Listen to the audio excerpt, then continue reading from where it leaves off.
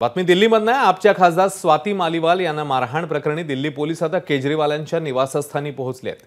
केजरीवाल यांच्या पीएने मालीवाल यांना मारहाण केल्याचा आरोप आहे आणि या संदर्भात पोलीस तपास करत आहेत। सोमेश कोलगे अधिक अपडेट देतील। सोमेश, आज तपासाची दिशा नेमकी काय आहे, काय अपडेट्स आहेत?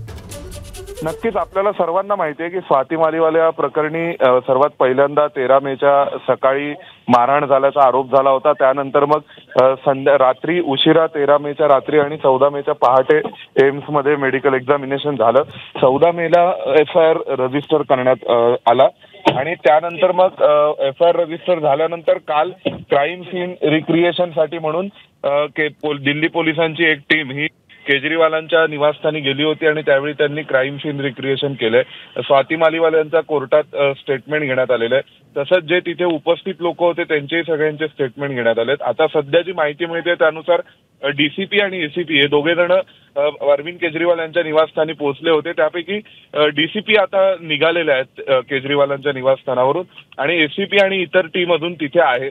आतापर्यंत मिळणाऱ्या माहितीनुसार आज तरी कुठल्याही प्रकारे अटकेची शक्यता दिसत नाहीये, परंतु कदाचित केजरीवाल यांच्या स्वीय सहाय्यकाला ताब्यात घेतलं जाऊ शकतं चौकशीसाठी आणि पुढील एकूण सगळ्या तपासाची दिशा ठरवण्यासाठी। सोमेश, धन्यवाद या माहितीबद्दल। ABP माझा, उघडा डोळे बघा नीट।